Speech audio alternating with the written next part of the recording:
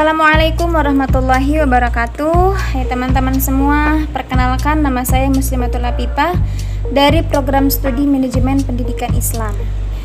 Nah, pada kesempatan kali ini saya akan sedikit menjelaskan materi pada mata kuliah publikasi ilmiah yang diampu oleh Bapak dosen Dr. Ahmad Idopi, SPDI, MPD. Oke, langsung saja. Untuk materi yang pertama kita mengenai pengertian jurnal ilmiah. Nah, untuk pengertian jurnal ini adalah sebuah terbitan berkala dalam bentuk pamflet berseri yang berisi tulisan atau artikel dengan tema tertentu. Nah, di dalam sebuah jurnal ini ada kata ilmiah di belakang kata jurnal, yang berarti artikel yang kita ambil dalam sebuah jurnal menggunakan artikel ilmiah.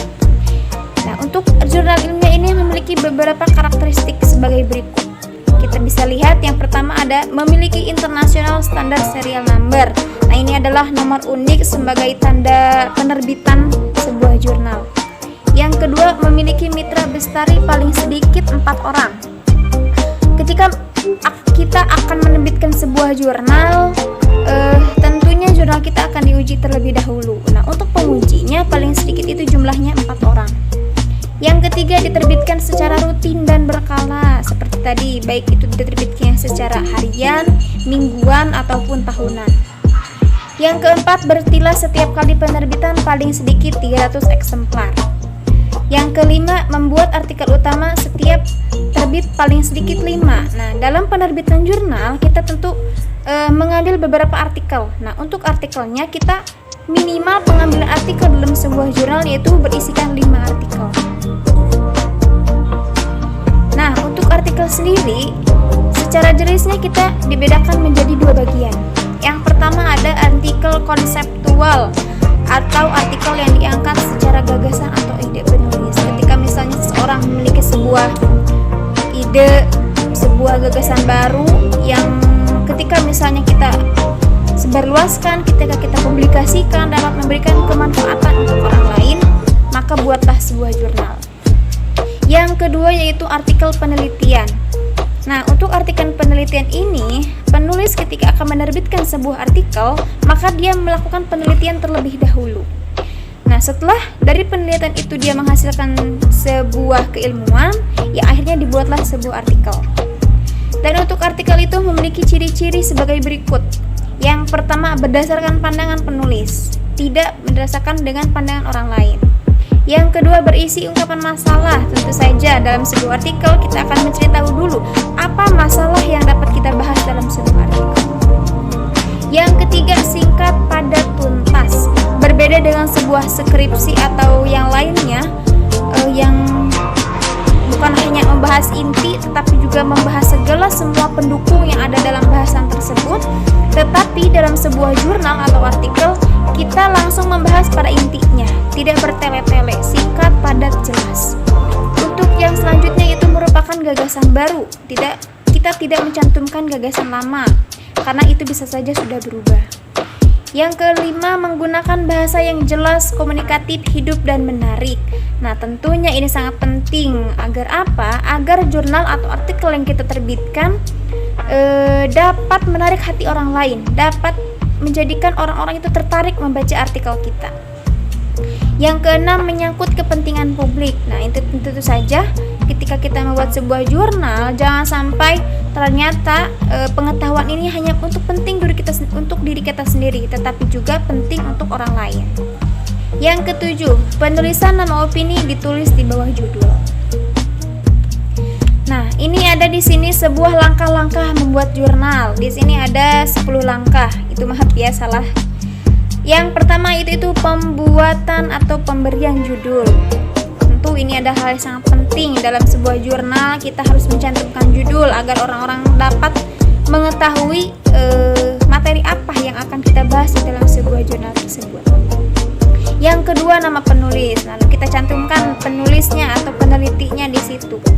Yang ketiga ada abstrak. Nah, untuk abstrak ini tujuannya diadakan abstrak ini yaitu sebagai gambaran luas dari keseluruhan jurnal kita. Jadi meskipun seorang pembaca belum membaca keseluruhan dalam jurnal kita, dengan dia membaca bergerak, dia dapat melihat gambaran isi dalam sebuah jurnal kita. Yang keempat ada kata kunci. Nah, untuk kata kunci ini adalah sebagai keyword atau kata yang sering muncul yang menjadi pokok dari penulisan kita. Nah, biasanya untuk kata kunci ini kita bisa pengambilan dari judul. Yang kelima ada pendahuluan. Nah, untuk pendahuluan di sini kita menulis alasan kita dalam pembuatan jurnal tersebut, lalu materi apa yang akan kita sampaikan dalam sebuah jurnal tersebut. Yang keenam ada metode penelitian. Nah, di dalam sebuah penelitian kan kita memiliki beberapa metode. Nah, kita cantumkan di situ metode apa yang kita lakukan, apakah bersifat statistik ataukah deskriptif. Yang ketujuh ada pembahasan. Nah, ini adalah pembahasan mengenai masalah yang akan kita bahas. Di situ kita jelaskan secara rinci. 8 hasil pembahasan. Setelah kita jelaskan mengenai alasan kita membuat jurnal, pembahasan apa, lalu ketika kita sudah mendapatkan sebuah hasil dari penelitian tersebut, kita cantumkan di hasil penelitian. Yang kesembilan ada kesimpulan. Dan yang terakhir adalah daftar pustaka. Nah, di dalam jurnal ini kita bisa saja mengambil sebuah gagasan dari orang lain atau dari para ahli atau misalnya dari buku-buku tertentu. Nah, di dalam daftar pustaka maka kita cantumkan kita pengambilan gagasan ini dari siapa saja. Nah, untuk jurnal ini kita memiliki beberapa klasifikasi. Yang pertama yaitu jurnal nasional. Adapun kriteria dari jurnal nasional itu ada 8 kriteria. Yang pertama ditulis dengan kaidah ilmiah. Nah, kaidah ilmiah ini dalam pembuatan proses jurnal kita prosesnya bersifat rasional, bersifat tidak asal-asalan, menggunakan bahasa yang baku dan dilakukan dengan hasil penelitian. Yang kedua memiliki ISSN atau nomor seri yang tadi. Yang ketiga memiliki terbitan secara daring. Nah, jurnal ini kan ada yang diterbitkan dalam bentuk fisik, tetapi untuk jurnal nasional maka penerbitannya pun ada yang dalam berbentuk daring. Yang nomor keempat dikelola secara profesional. Yang kelima bertujuan mengkomunikasikan hal-hal penelitian atau konsep ilmiah dalam disiplin ilmu tertentu. Yang ketujuh ditujukan untuk masyarakat ilmiah. Nah, masyarakat ilmiah ini biasanya itu untuk orang-orang akademisi, baik itu dosen atau para profesor atau untuk mahasiswa. Yang ketujuh diterbitkan oleh badan penerbit, badan ilmiah dan perguruan tinggi dengan unit-unitnya. Nah, diterbitkan itu bukan secara kita pribadi, tetapi ada bagian-bagian khusus dalam penerbitan jurnal ilmiah. Yang nomor ke-8 menggunakan bahasa Indonesia atau Inggris dalam abstrak dalam bahasa Indonesia. Bahasa yang kita gunakan dalam pembuatan sebuah jurnal yaitu bahasa Indonesia, bukan bahasa Sunda atau misalnya bahasa Melayu. Nah, untuk klasifikasi jurnal yang kedua ada jurnal nasional terakreditasi. Syarat-syaratnya tadi seperti yang jurnal nasional, namun ditambah dengan memiliki status terakreditasi dari Jurnal Pendidikan atau LIPI. Dan untuk yang ketiga ada jurnal internasional. Nah, untuk persyaratan jurnal internasional sama dengan tadi jurnal nasional, namun ada beberapa tambahan. Yang pertama, memiliki kriteria yang dimiliki jurnal nasional yang tadi. Yang kedua, ditulis dengan bahasa resmi PBB, Inggris, Prancis, Rusia, atau Tiongkok. Yang ketiga, dewan editor atau pakar di bidangnya paling sedikit dari 4 negara. Ketika misalnya kita membuat sebuah jurnal internasional, sebuah editor atau orang-orang yang berkecimpung dalam pembuatan jurnal itu paling sedikitnya berasal dari 4 negara. Dan yang terakhir adalah artikel ilmiah yang diterbitkan dalam setiap terbitan ditulis oleh peneliti dari berbagai negara. Nah, jurnal ini kan kumpulan dari beberapa artikel. Nah, untuk jurnal internasional, pengambilan artikel ini bukan hanya dari satu negara, tetapi menurut pandangan beberapa negara paling sedikitnya yaitu 4 negara. Dan yang untuk terakhir di sini ada jurnal nasional bereputasi. Nah, dengan kriteria terindeks oleh Pangkalan Data Internasional Bereputasi atau Scopus Web of Science, memiliki faktor dampak dari isi Web Science yang tadi, dan memiliki faktor dari SJR serendah-rendahnya 3 kuartil.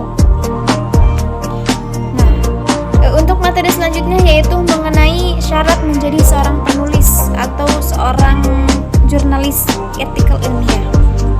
Yang pertama yaitu teknikal.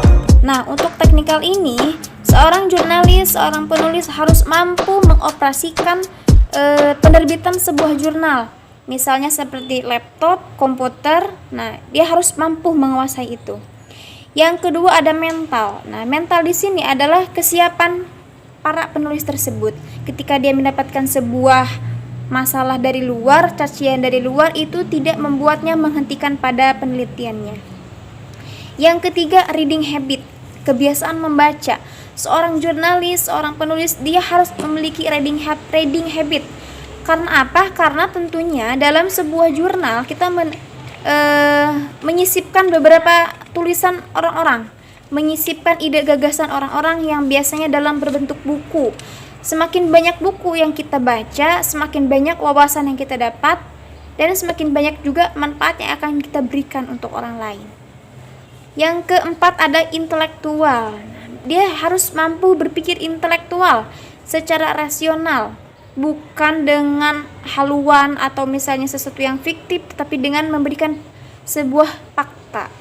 Yang kelima yaitu sosiokultural.